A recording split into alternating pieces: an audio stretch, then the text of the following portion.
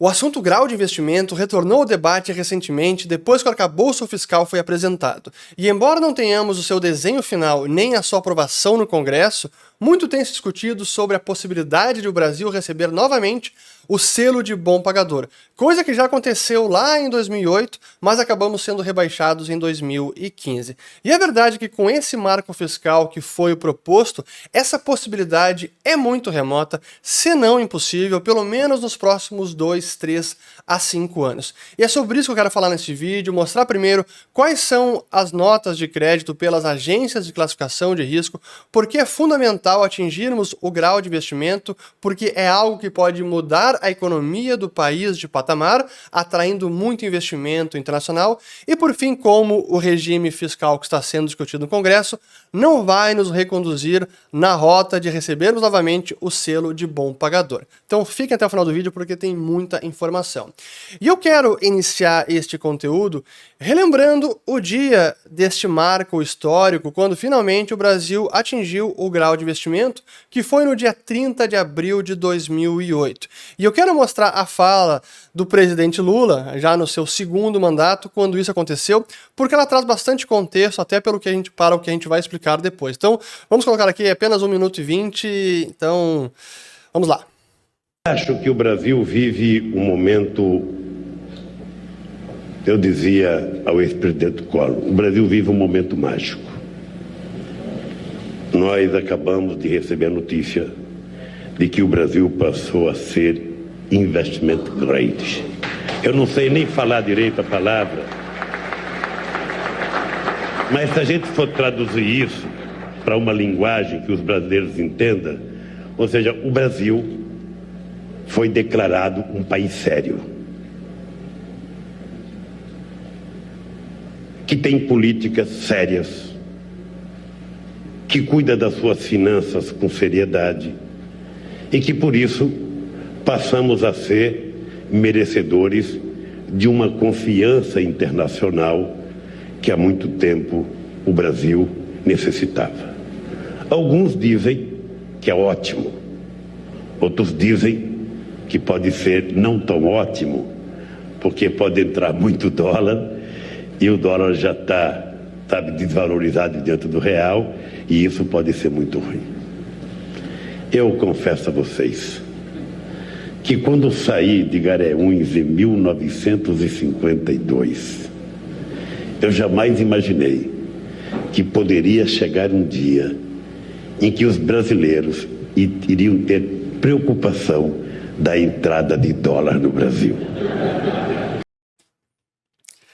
Então aí, presidente Lula, e é importante essa fala porque até vai explicar o que aconteceu, vocês vão entender.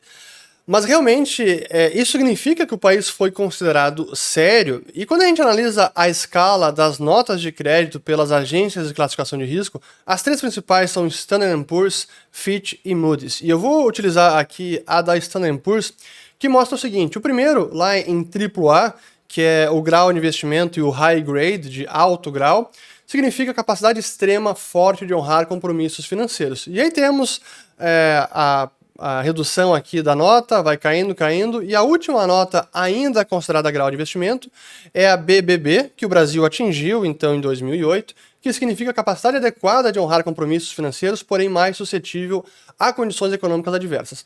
Abaixo disso, já é considerado grau especulativo, como BB, que significa menos vulnerável no curto prazo, porém enfrenta incertezas contínuas relativas às condições de negócio, financeiras e econômicas adversas. Até o fim lá, que é o grau D, que é de default, que significa calote no pagamento. E os títulos de dívida dos países nesta nota de crédito grau especulativo também são apelidados de junk bonds, ou dívida lixo, dívida porcaria, ou também de high yield, de alto retorno, ou de high risk, de alto risco. E o Brasil, praticamente em toda a sua história, esteve dentro dessa classificação, à exceção deste hiato de 2008 a 2015. E eu quero mostrar até este ou relembrar esse histórico, onde nós temos aqui o Brasil, lá em 2003, tinha até a nota aqui do Standard & Poor's B+, então abaixo de BB, e aí foi paulatinamente subindo, melhorando as finanças, até finalmente em 2008 atingirmos o BBB-. Isso ficou até 2011 com BBB, e a partir de 2014 iniciamos a queda, a derrocada da economia brasileira, a profunda recessão e o rebaixamento que aconteceu em setembro de 2015. E eu quero novamente colocar uma fala do Lula de quando aconteceu esse rebaixamento, até para contrastar a visão que ele teve. Então depois eu faço uma análise de como foi importante o selo de bom pagador para a economia brasileira. Agora, então, rapidinho, este trecho aqui, esse é bem mais curto, mas vamos lá. Não significa nada. Significa que apenas a gente não pode fazer o que eles querem. A gente tem que fazer o que a gente quer. Todo mundo sabe quantos países da Europa estão quebrados. E eles não têm coragem de diminuir o investimento grande de nenhum país. Pois então, aí a segunda fala do Lula realmente muda completamente a retórica, e é claro que ele está errado, o grau de investimento é muito importante, significa muita coisa o rebaixamento, porque isso significa que o Brasil acaba não sendo mais um destino para o investimento estrangeiro. E aí que entra a importância deste selo, porque para muitos fundos soberanos, fundos de investimento, fundos hedge funds, mutual funds, assim, dos mais variados, há uma restrição nos seus estatutos para investimento em países que não são considerados grau de investimento. Então significa que enquanto o país não sobe nessa categoria, muito capital estrangeiro não pode entrar no país. E capital estrangeiro é bom, ajuda a desenvolver a nossa economia. Captar poupança estrangeira para investir no nosso país é excelente. Mas quando estamos limitados porque não temos o selo de bom pagador, a gente acaba recebendo muito menos investimento internacional do que seria possível quando nós estávamos neste primeira divisão dos países. E é para mostrar como isso impactou as contas internacionais, eu quero trazer aqui principalmente o que são o nosso balanço de pagamentos, conta corrente, a conta financeira, para realmente entender a magnitude que teve, o impacto que teve este selo de bom pagador. Então vejamos aqui, desde 2006 até 2019, em azul é a conta corrente, então balança comercial, balança de serviços, renda primária, e em verde é a conta financeira. O que a gente pode ver é que, especialmente a partir de 2007, a nossa conta corrente veio muito negativa e aumentou a partir de 2010, 11, e a conta financeira já vinha aumentando a partir de 2007, até já em antecipação ao recebimento do grau de investimento que estava no horizonte. Realmente ali já havia essa grande expectativa e que acabou acontecendo no dia 30 de abril de 2008. Então significa que o investidor estrangeiro começou a financiar cada vez mais o Brasil, trazia dinheiro para cá. O verde aqui significa não apenas investimento estrangeiro direto, mas também investimento em carteira, em ações brasileiras, no mercado de capitais, em dívida corporativa, em dívida pública também. E o que aconteceu depois, especialmente depois da grande crise financeira de 2008, quando os países no hemisfério norte estavam se recuperando, especialmente Estados Unidos e Europa, o Brasil acabou sendo um grande receptor de capital estrangeiro numa magnitude recorde. Veja aqui que em 2011 foi mais de 150 bilhões de superávit na conta financeira. Esse excesso de capital estrangeiro possibilitou que o Brasil acumulasse muita reserva internacional, que exatamente aqui as barras vermelhas. E o que aconteceu nesse período com a forte entrada de dólares, que era exatamente o temor do Lula e um temor que era válido lá atrás, tivemos uma enxurrada de dólares no Brasil. E essa enxurrada não apenas para financiar empresas, para comprar ativos, mas gerou um excesso tão grande que possibilitou ao Banco Central acumular mais reservas cambiais, e o real acabou se apreciando demais, como nunca tinha acontecido até então na história do Plano Real. E esse é o gráfico que eu quero mostrar para vocês. Primeiro mostrando aqui o real brasileiro. Vejam que lá de 2000 e 2, com os temores de Lula, quase 4, aí foi paulatinamente caindo até a véspera da crise, que chegou em 1,55, aí aquela disparada que teve bem durante os 3 meses agudos da crise, setembro, outubro e novembro de 2008, e depois volta a cair, e o dólar chegou a ser negociado a R$ 1,54. Esse foi o nível de valorização da moeda brasileira. E para mensurar o quão sobrevalorizado estava o real, eu volto a utilizar aquele índice que é o TCR, que eu já expliquei no outro vídeo, no final eu coloco o vídeo que eu explico sobre isso, que mensura o quão a nossa taxa de câmbio pode estar sobre ou subvalorizada. E lá em 2011, em julho do ano, nós tínhamos aqui a TCR no seu menor patamar em 61,36. Então foi o menor patamar. Qualquer patamar abaixo de 100 significa a moeda ou a taxa de câmbio está muito valorizada além dos seus fundamentos. E coincidentemente, no dia ou no mês que nós recebemos o grau de investimento, foi quando a Bolsa Brasileira em dólares atingiu a sua máxima histórica, foi em maio de 2008, e desde então jamais recuperamos aquele nível de valorização dos nossos ativos em dólares. Veja lá que de praticamente 100 até o momento, 27,68, que é a cotação atual do EWZ, há uma distância enorme, uma queda de mais de 70%. Mas enfim, isso foi o que aconteceu com o fluxo de capital, que realmente o grau de investimento permitiu que muitos fundos, que muitos países finalmente pudessem colocar o Brasil no destino possível para o investimento, e isso efetivamente aconteceu.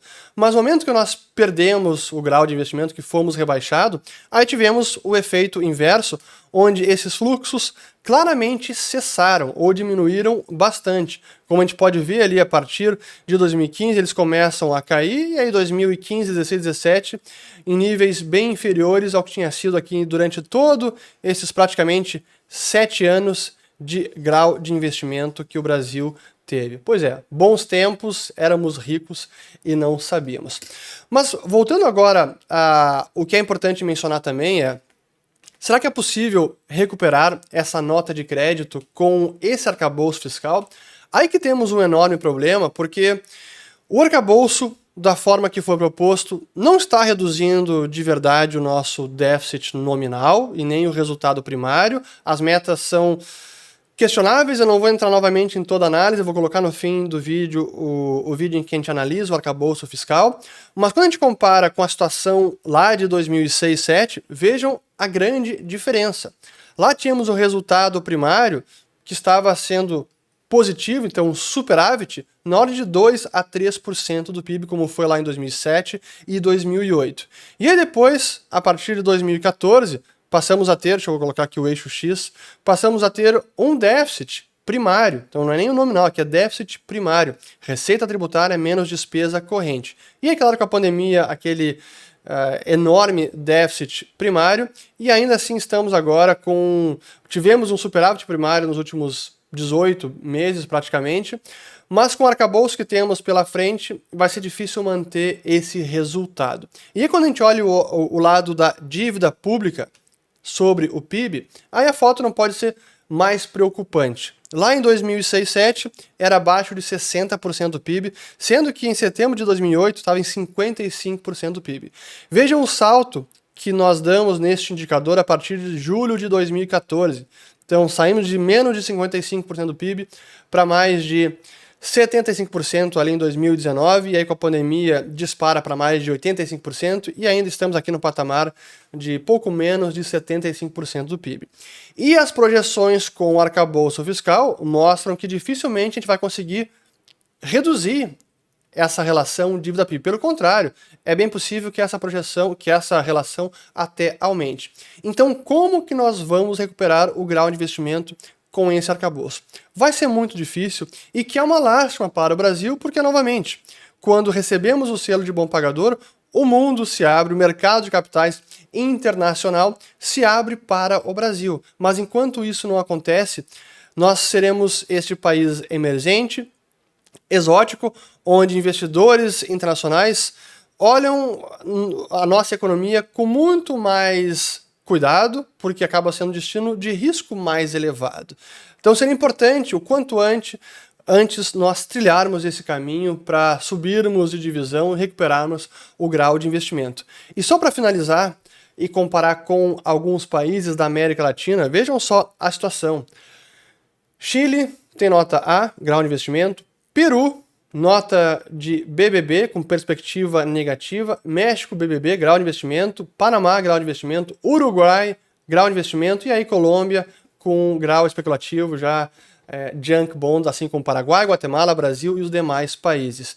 E vejam que, no caso do Peru, com todos os problemas políticos que tiveram recentemente, com o presidente tentando dar o golpe, logo ter sido deposto, durante todo aquele problema político e instabilidade, ainda assim, ninguém sequer ousou em tocar na autonomia do Banco Central do país. E é o que permite, não apenas isso, mas é um dos fatores que permite manter uma estabilidade econômica, de taxa de câmbio, de inflação e de dívida PIB também, como a gente pode ver que no caso do Peru, está ali abaixo de 40% de dívida PIB, aqui o dado último de 2021. Então essa é a grande diferença entre países da América Latina, nossos pares, como o México, como o Peru, como o Chile, que são um grau de investimento, e o Brasil, infelizmente, já não é mais, e sem nenhuma perspectiva de recuperar o selo de bom pagador, ou nas palavras do Lula, de país sério. Espero ter gostado desse vídeo. Vou colocar aqui agora essas duas referências do arcabouço fiscal e também da taxa de câmbio real, como medir quando uma moeda está sobre ou subvalorizada. Espero ter gostado, compartilhe o vídeo, se inscreva no canal, ative o sininho e volto no próximo. Valeu!